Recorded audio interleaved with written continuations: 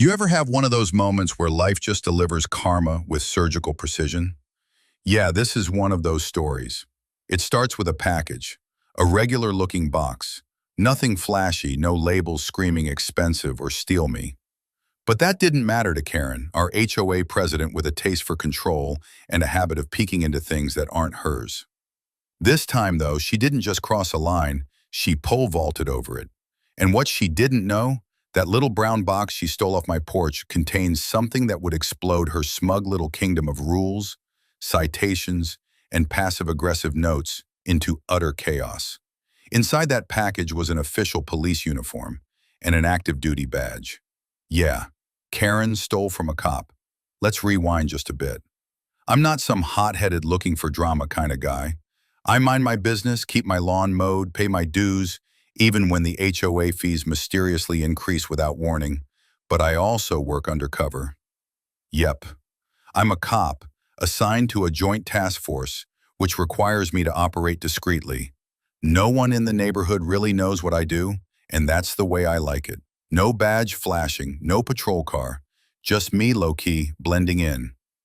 Until Karen decided that my front porch was her business. She'd been sniffing around ever since I moved in. I'm not exaggerating. First, it was the length of my grass, measured to the inch.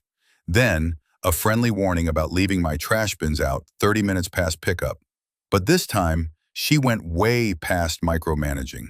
This time, she committed a federal offense.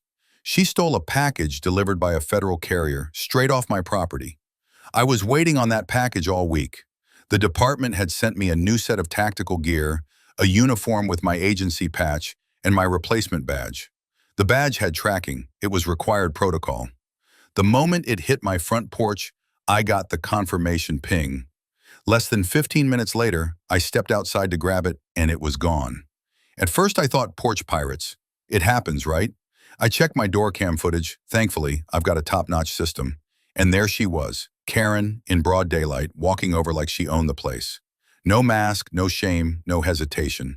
She scooped up the box, looked both ways, and casually strutted off like it was just another HOA flyer she was collecting. I couldn't believe it. I watched the footage twice. Then a third time. I wasn't angry yet. I was just stunned. This woman, who hands out fines for having the wrong shade of mailbox paint, was committing actual theft. My first thought? Maybe she thought it was a missed delivery. But no, my name and address were on it, bold and clear. And she didn't knock, didn't leave a note, didn't even wait. Just walked away with it like it belonged to her. That night I made a decision. I wasn't going to confront her.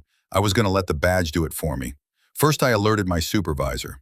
He laughed at the situation for a solid minute, then approved my request to retrieve the badge personally and make it clear how serious the crime was. This wasn't just a porch pirate situation. It was theft of federal property. The uniform and badge were government issued. Misuse could compromise operations. And since the badge was still considered active, it meant she was in possession of law enforcement credentials illegally. The next morning, I strolled over to the HOA office, the one connected to Karen's home, because of course she ran it out of her house. Clipboard in hand, fake smile plastered on her face, she greeted me like nothing happened. "Oh, hi there, just a friendly reminder that your garbage bins?" I cut her off. "I'm not here about trash. I'm here about theft." Her expression faltered for half a second. "Theft? Whatever do you mean? You stole a package from my porch yesterday. Caught you on camera. And just so you know, it contained an official police uniform and an active duty badge." Her face turned pale. I didn't steal anything. I thought it was misplaced. Sometimes people get deliveries." "Karen," I said, my voice calm but deliberate, "you committed a federal crime. You stole from a federal agent. That badge is traceable, and if I hadn't reported it immediately, you'd be in even deeper trouble." Now she was sweating, eyes darting, body tense. I still have the box," she sputtered. "I was going to return it." "That's not what the footage shows." I took a step closer. She backed up slightly. "I'm going to need you to hand it over. Now." With shaking hands, she led me to the back room of her house. There it was, my box, unopened. She hadn't dared tamper with the contents, likely because she recognized the insignia through the thin cardboard, or realized halfway through her crime what she had done. I retrieved it, inspected the contents, and confirmed everything was intact. Karen, I said, turning back to her, you could be facing serious charges. I should be calling the feds right now. She broke down immediately. Please, I didn't know. I didn't mean to. I thought it was just something personal. I never meant to interfere with police business. Please don't press charges. Oh, now she wanted mercy.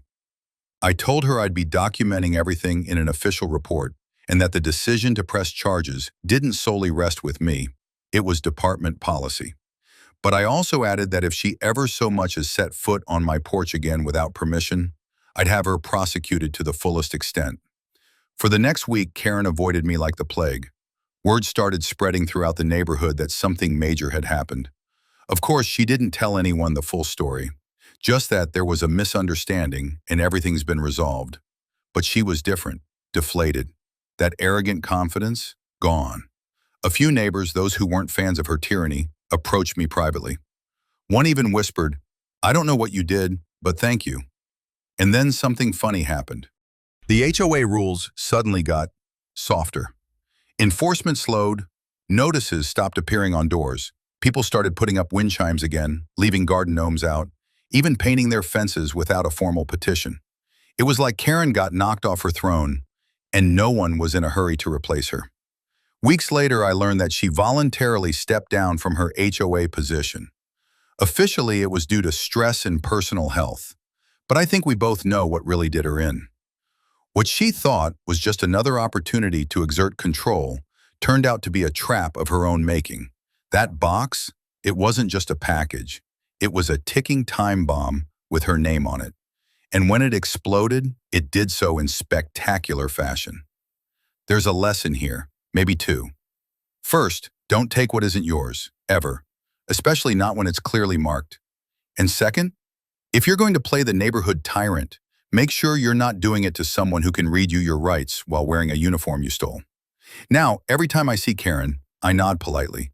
She gives me the most awkward, forced smile you've ever seen. And every time I walk by with a new delivery in hand, I make sure to wave it in full view of her window. Because yeah, this time she messed with the wrong guy.